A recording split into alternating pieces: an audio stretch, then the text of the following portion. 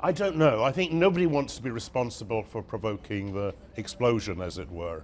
So everyone is in the, if it blows up, it's not going to be our fault vein. I think there's something very interesting happening as well in tandem, if I may, before everyone else jumps in. And that was something that Jeff said before the break. Yes, Jeffrey. You said these German manufacturing data are rubbish. And I'm thinking, with the other headwinds that are happening around Europe as well, and the problems, dare I say it, that the rest of Europe has economically, as well as the British, is there some dawning realisation that actually the straw that goes on back of the camel's back now could be, i.e. Brexit, could actually be very damning, and that they actually have to think about economics rather than the political project? I don't think so. This is a story that's been running for 2 years, that at the last moment, the heads of Mercedes and Volkswagen will ring up Angela and say, herring, is it? Time to settle this, Angela. And I think that's a fantasy. No, so economic rationale will never trump the political project. Yeah. And I think, well, we were starting to talk really about what this underlying issue is. And for me, the politics is the resentment of people like us, frankly. You know, journalists, academics, elite with a certain contempt for lives of ordinary people, variety of concerns that don't relate to the lives of ordinary people.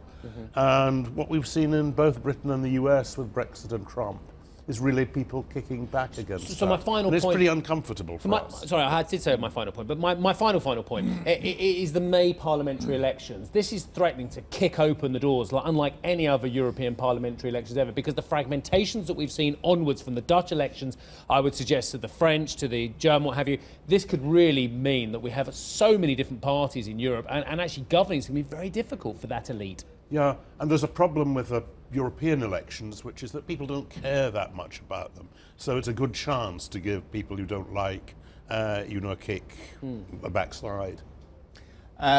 You famously talked about the complexity of what Brexit may mean by using the jam directive analogy, and how complicated it is, the description of what a jam actually constitutes when it comes to just EU regulations on this. So to what extent does that shape our experience economically after the deal is done?